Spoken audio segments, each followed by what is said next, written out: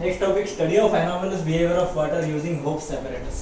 ठीक आहे, ही जी डायग्राम आहे ही डायग्राम आहे होप्स ॲपॅरेटस. ठीक आहे, मग या डायग्राम मध्ये कन्स्ट्रक्शन किंवा सेटअप काय आहे तर होप्स ॲपॅरेटस म्हणजे होप्स ॲपॅरेटस म्हणजे काय काय हे बघू आपण. ठीक आहे, तर होप्स ॲपॅरेटस म्हणजे काय, एक सिलेंड्रिकल पाईप किंवा एक सिलेंड्रिकल, ठीक आहे, एक सिलेंड्रिकल पाईप. ठीक आहे, तर मग या सिलेंड्रिकल पाईपला काय आहे की त्याच्या जो काही मिडल पोर्शन आहे या मिडल पोर्शनला आपण काय केलं, एक बाउल अटॅच केली. ठीक आहे, एक बाउल अटॅच केली आणि त्या सिलेंड्रिकल पाईपच्या आउटसाइडला जी आपण बाउल अटॅच केली त्या बाउलमध्ये आपण काय केलं, साल्ट आणि वॉटरचं मिक्सचर घेतलं. कशाचं मिक्सचर आहे, salt plus ice, sorry salt आणि आईसचं मिक्सचर घेतलं. ठीक आहे, म्हणजे हे फ्रीजिंग मिक्सचर. फ्रीजिंग मिक्सचर म्हणजे आहे काय, तर साल्ट आणि आईसचं मिक्सचर म्हणजे फ्रीजिंग मिक्सचर. पुन्हा काय केलं, हे जे काही सिलेंडर आहे ना या दोन सिलेंडरला आपण एक प्रोव्हिजन केली, म्हणजे अरेंजमेंट केली की त्या अरेंजमेंट मध्ये आपण या दोन या सिलेंडरला आपण दोन थर्मामीटर लावू शकतो. हा थर्मामीटर T2 आणि खालच्या साईडला एक आपण थर्मामीटर लावला T1. ठीक आहे, तर हे झालं याचं कन्स्ट्रक्शन. कशाचं, होप्स ॲपॅरेटसचं. होप्स ॲपॅरेटस म्हणजे काय, एक सिलेंड्रिकल पाईप आहे. त्या सिलेंड्रिकल पाईपच्या आउटसाइडला आपण काय घेतलं, एक बाउल घेतली. त्या बाउलमध्ये काय घेतलं, फ्रीजिंग मिक्सचर. फ्रीजिंग मिक्सचर म्हणजे काय, साल्ट आणि आईसचं मिक्सचर. ठीक आहे, त्याच्यानंतर आपण हे जे काही सिलेंड्रिकल पाईप आहे या सिलेंड्रिकल पाईप मध्ये वॉटर टाकलं. त्या सिलेंड्रिकल पाईप मध्ये काय असेल तर वॉटर असेल. ठीक आहे, त्या सिलेंड्रिकल पाईपच्या आउटसाइडला बाउल ठेवलं, त्या बाउल मध्ये आपण फ्रीजिंग मिक्सचर घेतला आणि या सिलेंड्रिकल पाईपला आपण दोन थर्मामीटर लावले. एक वरच्या साईडला एक T2 थर्मामीटर आणि खालच्या साईडला T1 थर्मामीटर. ठीक आहे, आणि हे जे काही या सिलेंडर मधलं वॉटर आहे त्या सिलेंडर मधलं वॉटरचं टेम्परेचर आपण इनिशियली मेजर केलं. तर इनिशियली T2 थर्मामीटरचं टेम्परेचर आणि T1 थर्मामीटरचं टेम्परेचर किती आहे आपलं, 12 डिग्री सेल्सिअस आहे. ठीक आहे, मग 12 डिग्री सेल्सिअसला हे वॉटर आहे. या कंडिशन पासून आपण होप्स ॲपॅरेटस मध्ये काय होते हे बघायचं आपल्याला. ठीक आहे, तर बघा हे जे काही फ्रीजिंग मिक्सचर आहे या फ्रीजिंग मिक्सचरमुळे हे जे काही या फ्रीजिंग मिक्सचर हे जे बाउल आहे या बाउलच्या आतमध्ये काय असेल, सिलेंडर. ठीक आहे, बाउलच्या आतमधलं हे जे काही मिडल पोर्शन असेल इथं जे वॉटर असेल तर हे वॉटर काय होईल, कूल होईल. वॉटर कूल व्हायला तर लक्षात घ्या, कोणत्या पण गोष्टीला कोणत्या पण लिक्विडला आपण कूल कराल, लिक्विडला कूल केलं तर काय होते, त्याचा व्हॉल्यूम डिक्रीज होते. कुठल्या पण लिक्विडला आपण कूल केल्यावर काय होईल, त्याचा व्हॉल्यूम डिक्रीज होईल. ठीक आहे, व्हॉल्यूम डिक्रीज होणं त्यालाच काय, व्हॉल्यूम डिक्रीज होणं म्हणजे काय असते तर डेन्सिटी इन्क्रीज होणं. डेन्सिटी इन्क्रीज होणं, तर लक्षात घ्या डेन्सिटी म्हणजे काय असते. डेन्सिटी म्हणजे मास पर युनिट व्हॉल्यूम. एका युनिट व्हॉल्यूम मध्ये मास किती प्रेझेंट आहे त्याला आपण काय म्हणतो, डेन्सिटी. ठीक आहे, हा आपला युनिट व्हॉल्यूम आहे 1 मीटर क्यूब. ठीक आहे, हे व्हॉल्यूम किती घेतला मी, 1 मीटर क्यूब. या 1 मीटर क्यूब व्हॉल्यूम मध्ये मी काय केलं, इथं आयरन किंवा काय केलं, स्टोन टाकले. त्या 1 मीटर व्हॉल्यूम क्यूब मध्ये छोटे छोटे स्टोन टाकले आणि या स्टोनचं किंवा या 1 मीटर क्यूब व्हॉल्यूम मध्ये माझं वॉटर आहे. 1 मीटर क्यूब व्हॉल्यूम मध्ये काय, ते बॉटल असते की नाही, ती बॉटल म्हणजे 1 मीटर क्यूब व्हॉल्यूम आपण पकडू आणि त्या वॉटर मध्ये आपण काय केलं, त्या 1 मीटर क्यूब बॉटल मध्ये काय केलं आपण, वॉटर टाकलं आणि ते वॉटर आहे आपलं 2 किलोग्राम. वॉटरचं मास किती आहे, 2 किलोग्राम. व्हॉल्यूम किती आहे, 1 मीटर क्यूब. तर मग डेन्सिटी म्हणजे काय की 1 मीटर क्यूब व्हॉल्यूम मध्ये प्रेझेंट असणारं मास. तर इथं मासची व्हॅल्यू किती असेल, 2 डिवायडेड बाय युनिट व्हॉल्यूम किती आहे आपला, 1. म्हणजे काय झालं, 2. डेन्सिटी किती आली आपली, 2. वर काय मास, मासचं युनिट काय केजी, डिवाइडला पर व्हॉल्यूम काय मीटर क्यूब मध्ये. तर मग 2 kg पर मीटर क्यूब हे काय आपली डेन्सिटी झाली. ठीक आहे, तर आपल्याला मास डेन्सिटी म्हणजे काय लक्षात येते की डेन्सिटी म्हणजे मास पर युनिट व्हॉल्यूम. म्हणजे डेन्सिटी ही व्हॉल्यूमला कशी आहे, इनव्हर्सली प्रोपोर्शनल आहे. बघा याच्यावरून कळते आपल्याला की डेन्सिटी व्हॉल्यूमला कशी आहे, इनव्हर्सली प्रोपोर्शनल. ठीक आहे, density is inversely proportional to volume. म्हणजे व्हॉल्यूम वाढेल तेव्हा डेन्सिटी काय होईल, कमी होईल. आणि ज्यावेळेस व्हॉल्यूम कमी होईल त्यावेळेस डेन्सिटी काय होईल, वाढेल. लक्षात आलं. मग व्हॉल्यूम इथं काय व्हायला, डिक्रीज व्हायला. व्हॉल्यूम डिक्रीज व्हायला म्हणजे व्हॉल्यूम कमी तर डेन्सिटी काय जास्त, मग डेन्सिटी काय होईल, इन्क्रीज होईल. ठीक आहे, लक्षात ठेवायचं की व्हॉल्यूम आणि डेन्सिटी एकमेकांना इन्व्हर्सली प्रपोर्शनल आहे. तर मग व्हॉल्यूम वाढला तर डेन्सिटी काय होईल, डिक्रीज होईल, आणि व्हॉल्यूम कमी झालं तर डेन्सिटी काय होईल, वाढेल. लक्षात आलं. तर बघू आपण. तर मग इथं जे वॉटर आहे ते वॉटर काय व्हायला, कूल व्हायला. वॉटर कूल व्हायला म्हणजे वॉटरचा व्हॉल्यूम काय व्हायला, डिक्रीज व्हायला. वॉटरचा व्हॉल्यूम डिक्रीज व्हायला म्हणजे त्याची डेन्सिटी काय व्हायली, इन्क्रीज व्हायली. आपण बघितलं की कोणत्या पण लिक्विडला आपण जर कूल केलं तर ते काय होते, कॉन्ट्रॅक्ट होते, आणि हीट केलं तर काय होते, ते एक्सपांड होते. ठीक आहे. वॉटरमध्ये पण तेच होणार आहे. तर वॉटरमध्ये कंडिशन्स आहेत. तर वॉटरमध्ये काय होते की 0 डिग्री सेल्सिअस, 4 डिग्री सेल्सिअस आणि 4 डिग्री सेल्सिअसच्या समोर. ठीक आहे. म्हणजे 4 डिग्री सेल्सिअसच्या समोर जर वॉटरला आपण हीट केलं तर वॉटर काय, हीटची प्रोसेस 4 डिग्री सेल्सिअस नंतर वॉटरला हीट केलं तर काय होईल, वॉटर एक्सपांड होईल. आणि 4 डिग्री सेल्सिअस पेक्षा जास्त टेम्परेचर असेल तेव्हा आपण वॉटरला कूल केलं तर वॉटर काय होईल, कॉन्ट्रॅक्ट होईल. ठीक आहे. पण 0 डिग्री सेल्सिअस पासून तर 4 डिग्री सेल्सिअस पर्यंत आपण एनामोलस बिहेवियर ऑफ वॉटर बघितलं आधीच्या टॉपिक मध्ये. तर त्याच्यामध्ये काय होते की 0 डिग्री सेल्सिअस पासून तर 4 डिग्री सेल्सिअस पर्यंत वॉटरला जर समजा आपण हीट केलं तर वॉटरचं काय होते, कॉन्ट्रॅक्ट होते. वॉटर काय होते, कॉन्ट्रॅक्ट होते. आणि 4 डिग्री सेल्सिअस पासून आपण जर टेम्परेचर वॉटरचं कमी केलं म्हणजे कूल केलं तर ते काय होते, इंस्टेड ऑफ कॉन्ट्रॅक्टिंग वॉटर काय होते, एक्सपांड होते. ठीक आहे. तर 4 डिग्री सेल्सिअसच्या समोर वॉटरचा बिहेवियर कसा आहे, नॉर्मल बिहेवियर. तर मग नॉर्मली कोणत्या पण लिक्विडला आपण कूल केल्यावर लिक्विडचा व्हॉल्यूम काय होईल, डिक्रीज होईल, आणि त्याची डेन्सिटी काय होईल, इन्क्रीज होईल.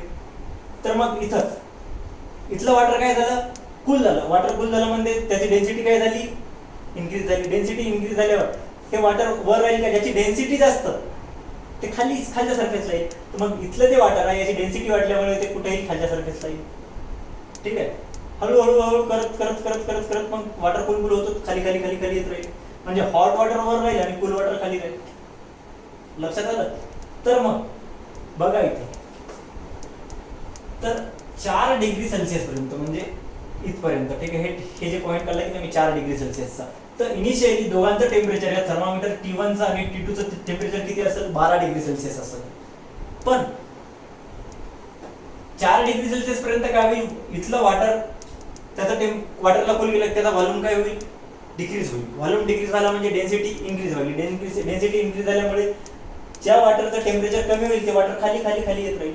म्हणजे खालच्या थर्मामीटरचं टेम्परेचर, हे जे काही खालचा T1 थर्मामीटर आहे ना, या T1 थर्मामीटरचं 4 डिग्री सेल्सिअस पर्यंत लवकर हे टेम्परेचरला येईल, कुठेही 4 डिग्री सेल्सिअसला.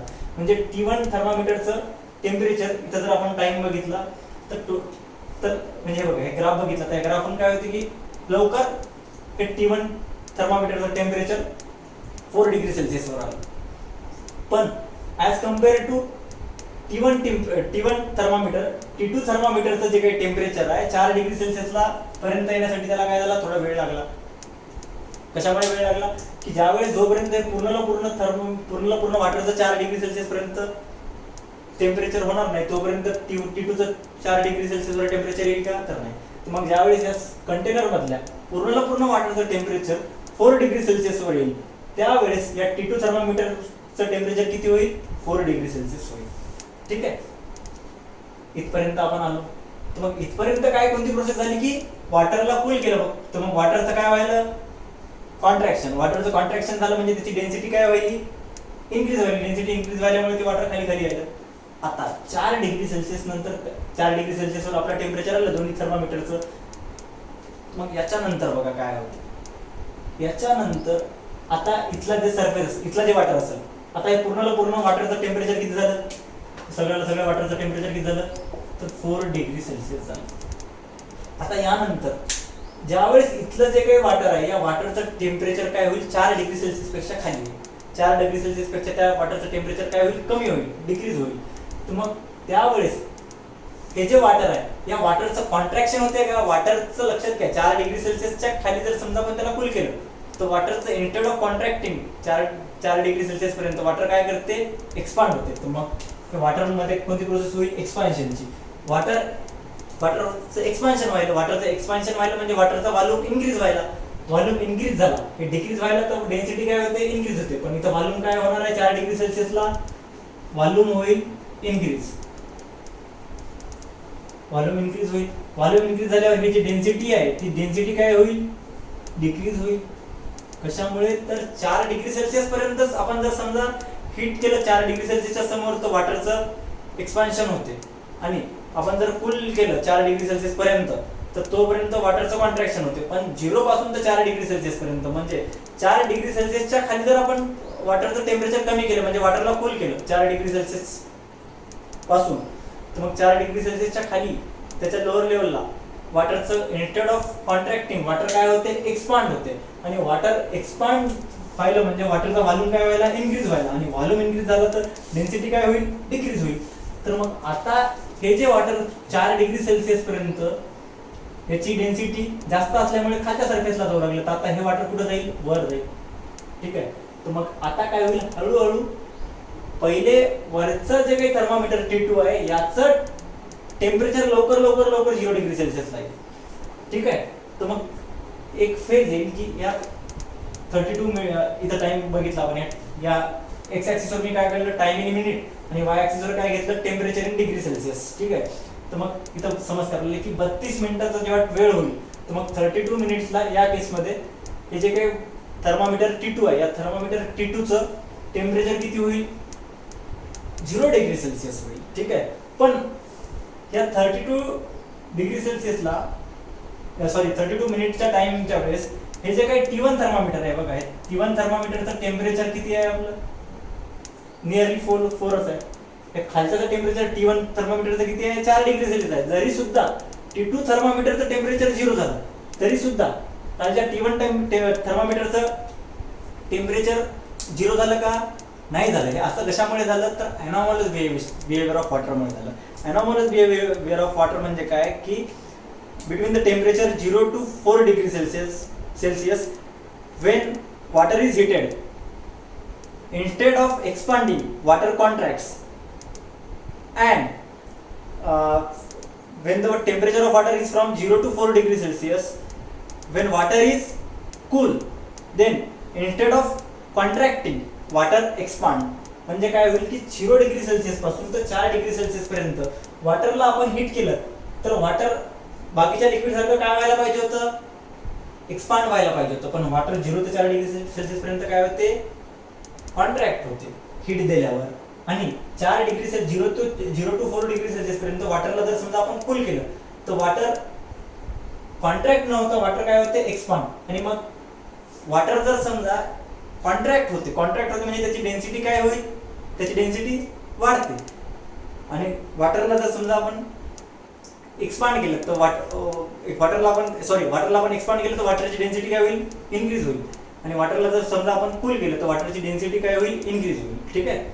तर मग 4 डिग्री सेल्सिअस पर्यंत तर नॉर्मल बिहेवियरच होतं. पण 4 डिग्री सेल्सिअस पासून जसं जसं आपण वॉटरला कूल करू तसं तसं वॉटर काय होईल, एक्सपांड होईल. वॉटर एक्सपांड व्हायला म्हणजे त्याचा व्हॉल्यूम काय व्हायला, इन्क्रीज. व्हॉल्यूम इन्क्रीज म्हणजे डेन्सिटी काय व्हायली, डिक्रीज. तर मग लोअर डेन्सिटीचं वॉटर वर जाईल. ठीक आहे. आणि मग हे थर्मामीटर T2 पहिले सुरुवातीला 0 डिग्री सेल्सिअसला येईल आणि काही तिथून 10-15 मिनिटाच्या वेळानंतर हे जे काही थर्मामीटर T1 आहे ते 0 डिग्री सेल्सिअसला येईल. ठीक आहे. हे जे एनॉमलस बिहेवियर आहे वॉटरचं आपण इथं होप्स ॲपरेटसचा यूज करून बघितलं की इनिशियली थर्मामीटर T2 4 डिग्री सेल्सिअसला सुरुवातीला T1 थर्मामीटर 4 डिग्री सेल्सिअसला लवकर पोहोचला कशावर, कूल केल्यावर. पण तरी सुद्धा T2 थर्मामीटर 4 डिग्री सेल्सिअसवर आला का, नाही आला. पण काही वेळानंतर T2 थर्मामीटर काय झाला, थोड्या वेळानंतर 4 डिग्री सेल्सिअसवर आला. आणि 4 डिग्री सेल्सिअसच्या नंतर आपण जर फर्दर कूल केलं तर जे T2 थर्मामीटर सुरुवातीला हळूहळू त्याचं टेम्परेचर कमी होऊ लागलं, तर इथं 4 डिग्री सेल्सिअस नंतर उलट झालं. त्या T2 थर्मामीटरचं टेम्परेचर काय झालं, डिक्रीज झालं. पण T1चं थर्मामीटरचं टेम्परेचर डिक्रीज व्हायला त्याला वेळ लागला. कशामुळे झालं, तर एनॉमलस बिहेवियर ऑफ वॉटरमुळे झालं. कॉन्ट्रॅक्शन आणि एक्सपान्शनच्या 2 प्रोसेस घडल्या. ठीक आहे. हे आहे एनॉमलस बिहेवियर ऑफ वॉटर. एक दोन वेळा व्हिडिओ बघा, कळून येईल. नोट्स वाचा, कळते सगळं. ठीक आहे.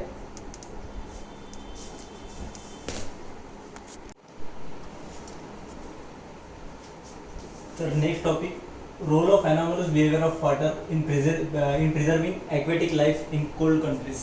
ठीक आहे. तर हे एनॉमलस बिहेवियर ऑफ वॉटरचंच टॉपिक आहे. पण याचं जे काही एक्सप्लेनेशन आहे हे टेक्स्टबुकमध्ये दिलं नाही, पण टेक्स्टबुकमध्ये क्वेश्चन विचारला, what is the role of anomalous behaviour of water for preserving life in cold regions. ठीक आहे. मग कोल्ड रिजन्समध्ये एनॉमलस बिहेवियर ऑफ वॉटरच्या मुळे कशा प्रकारे जे काही लाईफ असेल, म्हणजे तिथले जे काही त्या वॉटरमध्ये राहणारे जे काही लिव्हिंग ऑर्गॅनिझम्स असतील तर त्यांची लाईफ कसं काय प्रिझर्व होते हे आपल्याला एक्सप्लेन करून सांगायचं आहे. ठीक आहे. तर पहिली गोष्ट, जी काही कॉन्ट्रॅक्शनची प्रोसेस असेल ना, कॉन्ट्रॅक्शन, जेव्हा एखादं लिक्विड किंवा कोणतं पण मटेरियल कॉन्ट्रॅक्ट होईल तर कॉन्ट्रॅक्शन म्हणजे काय, कॉन्ट्रॅक्ट जेव्हा होईल तर कॉन्ट्रॅक्ट जेव्हा होईल त्यावेळेस त्याचा व्हॉल्यूम डिक्रीज होईल. कॉन्ट्रॅक्शनमध्ये काय होईल, तो व्हॉल्यूम डिक्रीज होईल. हे लक्षात येईल सगळं, फक्त लक्षात ठेवायचं की कॉन्ट्रॅक्शन म्हणजे काय आलं, व्हॉल्यूम डिक्रीज. त्यानंतर व्हॉल्यूम डिक्रीज झाला म्हणजे डेन्सिटी काय होईल, इन्क्रीज होईल. Density increases. लक्षात आलं की ज्यावेळेस कॉन्ट्रॅक्शन होईल वॉटरचं, इथं वॉटर घ्यायला, पण तो वॉटरचं कॉन्ट्रॅक्शन झाल्यावर वॉटरचा व्हॉल्यूम काय होईल, डिक्रीज होईल, आणि वॉटरची डेन्सिटी काय होईल, इन्क्रीज होईल. ठीक आहे.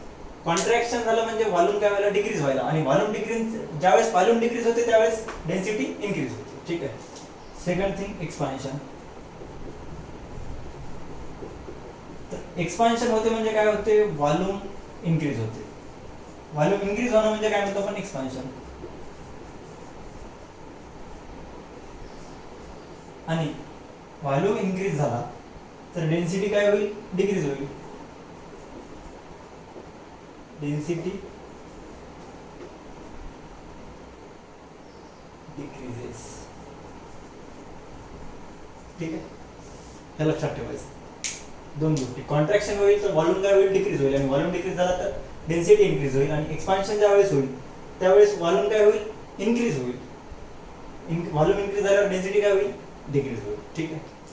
तर आता आपण बघू की आपल्या क्वेश्चनवर येऊ की कोल्ड जे काही कंट्रीज असतील किंवा कोल्ड रिजन्स असतील तर मग तिथं आपल्याला एक जनरली काय माहिती आहे की तिथं वॉटर जे काही त्या लेक मधलं वॉटर किंवा सी वॉटर जे असेल तर त्या सीवर इथं जे काही वॉटरची लेअर नसून आईसची लेअर येते. ठीक आहे. तर मग हे पूर्णला पूर्ण जर आईस झालं तर मग याच्यामधले जे काही लिव्हिंग ऑर्गॅनिझम्स आहेत तर ते जगतात कसं काय, ते मरायला पाहिजे, त्यांची लाईफ प्रिझर्व कसं काय होते. तर हे रिझन आपल्याला इथं बघायचं आहे. ठीक आहे. तर लक्षात घ्या की ज्या वेळेस आता मी हे काय केलं की aquatic life in cold region ही डायग्राम काढली. म्हणजे याच्यामध्ये काय घेतलं की हे वॉटर घेतलं, कशामधलं पण वॉटर असेल, लेक मधलं असेल किंवा ओशन मधलं असेल. ठीक आहे. त्या वॉटरमध्ये लिव्हिंग ऑर्गॅनिझम्स काढले. तर लक्षात घ्या की ज्या वेळेस ॲटमॉस्फिअरचं टेम्परेचर डिक्रीज होईल, म्हणजे ॲटमॉस्फिअरचं टेम्परेचर काय होईल, कमी होईल. कमी होईल म्हणजे 0 डिग्री सेल्सिअस. सराउंडिंगचं टेम्परेचर आपण बघू की 0 डिग्री सेल्सिअस झालं. मग सराउंडिंगचं टेम्परेचर ज्यावेळेस 0 डिग्री सेल्सिअस होईल तर मग आपण असं लक्षात घेऊ की हे जे काही वॉटर आहे या वॉटरचं टेम्परेचर किती आहे, 10 डिग्री सेल्सिअस. वॉटरचं टेम्परेचर किती आहे इथल्या, 10 डिग्री सेल्सिअस आहे. मग सुरुवातीला काय होईल, या वॉटरचं सराउंडिंगचं टेम्परेचर कमी आहे, वॉटरचं टेम्परेचर जास्त आहे. तर मग सराउंडिंगचं टेम्परेचर कमी असल्यामुळे वॉटरचं पण टेम्परेचर हळूहळू काय होईल, कमी कमी कमी कमी होत जाईल. तर मग लक्षात घ्या की टेम्परेचर, ज्या वॉटरचं टेम्परेचर कमी होईल तर मग पहिले हे जे काही वरची जी काही लेअर असते ना वॉटरची, आउटसाइडची एअर सोबत लागून जी लेअर आहे ना त्याला आपण सरफेस म्हणतो. हे वॉटर सरफेस. वॉटर सरफेस म्हणजे एअरला जे वॉटर लागून आहे त्याला आपण काय म्हणतो, वॉटरचा सरफेस. तर मग हे जे काही वॉटर सरफेस आहे त्या वॉटर सरफेसचं टेम्परेचर काय होईल, सुरुवातीला कमी होईल. मग टेम्परेचर कमी होईल, टेम्परेचर कमी झाल्यावर, टेम्परेचर कमी झालं तर आपण बघितलं की कोणतं पण लिक्विड असो किंवा कोणतं पण मटेरियल असो की त्याच्यामध्ये, किंवा लिक्विडच पकडा, तर लिक्विडमध्ये टेम्परेचर कमी झालं. ठीक आहे. टेम्परेचर कमी झालं म्हणजे टेम्परेचर जर डिक्रीज झालं तर ते कुठलं पण मटेरियल काय होते, कॉन्ट्रॅक्ट. ठीक आहे. टेम्परेचर कमी व्हायला म्हणजे ते मटेरियल काय व्हायला, कॉन्ट्रॅक्ट व्हायला, ते लिक्विड काय व्हायला, कॉन्ट्रॅक्ट, आणि ते मटेरियल कॉन्ट्रॅक्ट व्हायला म्हणजे त्याचा व्हॉल्यूम काय व्हायला, डिक्रीज व्हायला, आणि व्हॉल्यूम डिक्रीज झाल्यामुळे डेन्सिटी काय व्हायली, इन्क्रीज व्हायली. मग लक्षात घ्या की या वरच्या सरफेसची काय होईल, डेन्सिटी इन्क्रीज होईल. मग ज्याची डेन्सिटी जास्त ते खालच्या सरफेसला वाटर येईल, म्हणजे पहिले वरचा जे वाटरचा सरफेस आहे त्याची डेन्सिटी काय व्हायली, इन्क्रीज व्हायली, म्हणजे ते कॉन्ट्रॅक्ट व्हायला म्हणजे त्याचं टेम्परेचर कमी होईल. तर मग हे जी वरची लेअर आहे ती कुठे येईल, खाली येईल. मग असं चालू राहील प्रोसेस. तर मग एक फेज येईल की त्या फेजला त्या पूर्ण जे काही वॉटर आहे ना, या वॉटरचं टेम्परेचर 4 डिग्री सेल्सिअस वर येईल. हळूहळू सगळ्या वॉटरचं टेम्परेचर किती होईल, 4 डिग्री सेल्सिअस. किती झालं, 4 डिग्री सेल्सिअस. मग आता बघा 4 डिग्री सेल्सिअस नंतर काय होईल, तर 4 डिग्री सेल्सिअस टेम्परेचर आलं तर पुन्हा मग आता हे जे वरचं सरफेस असेल त्याचं टेम्परेचर काय होईल, कमी होईल. त्याचं टेम्परेचर काय होईल, कमी होईल. तर आपल्याला माहित आहे की कुठल्या पण मटेरियलचं किंवा कुठल्या पण लिक्विडचं टेम्परेचर कमी व्हायला, टेम्परेचर कमी व्हायला म्हणजे ते मटेरियल हीट रिलीज करायला. ठीक आहे. तर म्हणजे या टेम्परेचर, या मटेरियलची टेम्परेचर काय व्हायला, कमी व्हायला. तर मग टेम्परेचर कमी झाल्यामुळे कुठलं पण मटेरियल काय होते, कॉन्ट्रॅक्ट होते. टेम्परेचर कमी झाल्यामुळे कुठलं पण मटेरियल काय व्हायला पाहिजे, कॉन्ट्रॅक्ट व्हायला पाहिजे. पण वॉटरमध्ये आपण बघितलं की 4 डिग्री सेल्सिअस पर्यंत जर टेम्परेचर कमी व्हायला, म्हणजे पहिले 12-10 डिग्री सेल्सिअस होतं, तर 4 डिग्री सेल्सिअस पर्यंत वॉटर काय होईल, कॉन्ट्रॅक्ट होईल.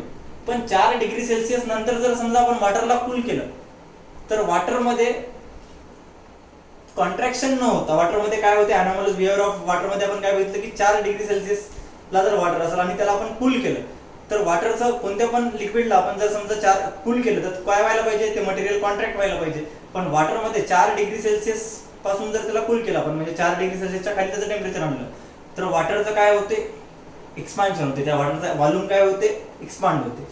म्हणजे 4 डिग्री सेल्सिअस पर्यंत काय होऊ लागलं, कॉन्ट्रॅक्शन, व्हॉल्यूम डिक्रीज होऊ लागला, डेन्सिटी इन्क्रीज होऊ लागली, ते वॉटर खाली येऊ लागलं. पण पूर्ण वॉटरचं टेम्परेचर किती गेलं, 4 डिग्री सेल्सिअस गेलं. मग 4 डिग्री सेल्सिअस नंतर काय व्हायला, तर हे जे काही वॉटर आहे, हे जे काही वरचं सरफेसचं वॉटर आहे, त्या 4 डिग्री सेल्सिअसच्या खाली टेम्परेचर गेल्यावर त्या वॉटरचं कॉन्ट्रॅक्शन व्हायला का नाही, कारण की अनॉमलस बिहेवियर ऑफ वॉटर म्हणजे काय की 4 डिग्री सेल्सिअसच्या नंतर जर समजा त्याला हीट दिली तर वॉटरचं काय होते, एक्सपान्शन. कोणत्या पण मटेरियलला जर समजा आपण हीट केलं तर ते काय होईल, एक्सपांड होईल. वॉटरमध्ये पण ते एक्सपांड व्हायला. ठीक आहे, 4 डिग्री सेल्सिअसच्या समोर. ठीक आहे. पण 0 डिग्री सेल्सिअस पासून तर 4 डिग्री सेल्सिअस पर्यंत जर आपण हीट केलं तर वॉटरचं एक्सपान्शन होते का, तर नाही. वॉटरचं काय होते, कॉन्ट्रॅक्शन होते. कुठून कुठपर्यंत, 0 ते 4 डिग्री सेल्सिअस पर्यंत. आणि कोणत्या पण मटेरियलला आपण जर समजा कूल केलं तर ते काय होते, कॉन्ट्रॅक्ट होते. ते काय होते, कॉन्ट्रॅक्ट होते. पण वॉटरमध्ये काय व्हायला, ते जर 4 डिग्री सेल्सिअस पेक्षा जास्त टेम्परेचर असेल तर वॉटर पण काय व्हायला, कॉन्ट्रॅक्ट व्हायला. पण 4 डिग्री सेल्सिअसच्या खाली जर टेम्परेचर आपण आणलं, टेम्परेचर डिग्रीज केलं, तर वॉटरमध्ये कॉन्ट्रॅक्शन न होता या 4 डिग्री सेल्सिअसच्या वाढीमागे, तर तिथे कोणती प्रोसेस होते, एक्सपान्शनची. तर हे 4 डिग्री सेल्सिअसच्या समोरचं जे काही वॉटरचं टेम्परेचर इन्क्रीज होईल किंवा डिक्रीज होईल 4 डिग्री सेल्सिअस पर्यंत, तर ते नॉर्मल बिहेवियर आहे त्याचं 4 डिग्री सेल्सिअसच्या समोर. पण 0 पासून तर 4 डिग्री सेल्सिअस पर्यंत हे जे ॲबनॉर्मल बिहेवियर आहे, ते ॲबनॉर्मल बिहेवियरला आपण काय म्हणलो होतो, अनॉमलस बिहेवियर ऑफ वॉटर. लक्षात आलं. ठीक आहे.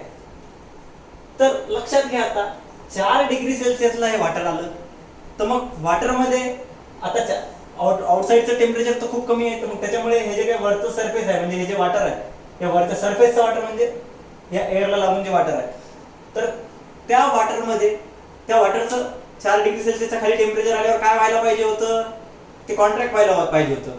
पण वॉटर असं आहे की 4 डिग्री सेल्सिअसच्या खाली काय होते, वॉटर एक्सपांड होते.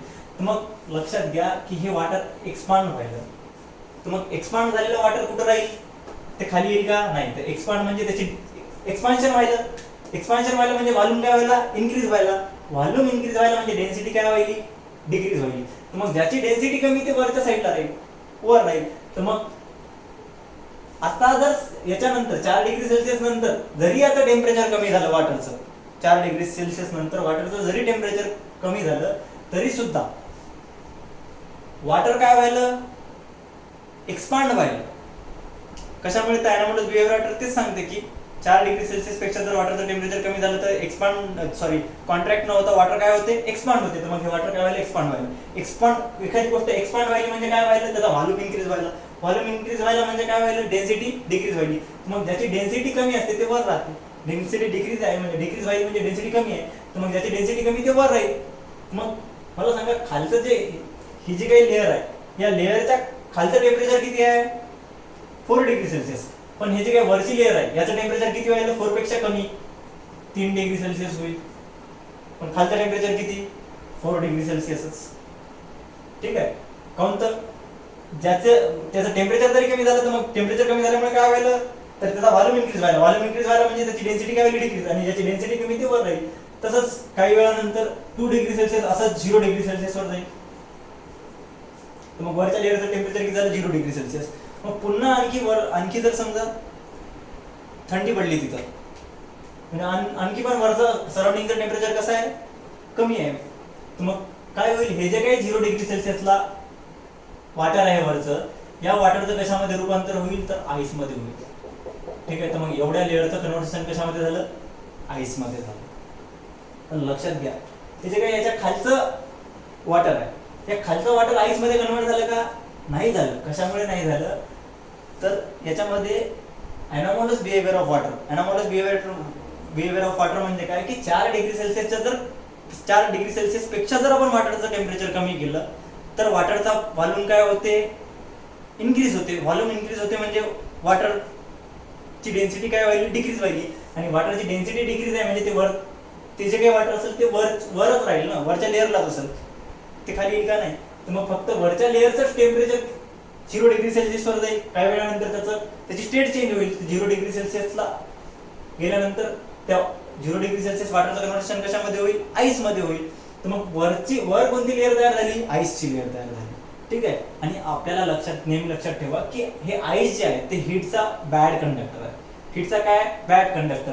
आता या सराउंडिंगचं टेम्परेचर जरी 0 डिग्री सेल्सिअस पेक्षा कमी असेल तरी सुद्धा इकडली जी हीट आहे, तर इकडली हीट या आईसला पेनिट्रेट करून आत येऊ शकत नाही. कशामुळे, तर ice is a bad conductor of heat. मग त्याच्यामुळे जे काही कोल्ड कंट्रीज किंवा कोल्ड एरियाज आहे, त्या कोल्ड रिजन मध्ये काय होते की फक्त जे काही वरचा सरफेस आहे ते सरफेसच कन्व्हर्शन कशामध्ये होते, आईस मध्ये होते. आणि त्याच्या खालचं जे काही वॉटर आहे, या वॉटरचं टेम्परेचर किती राहते, 4 डिग्री सेल्सिअस राहते.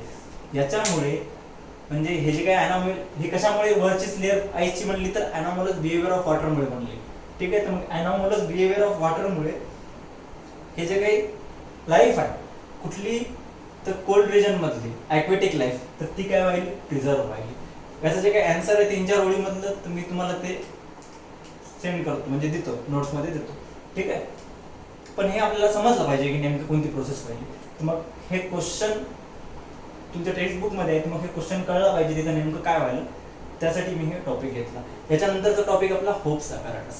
ठीक आहे.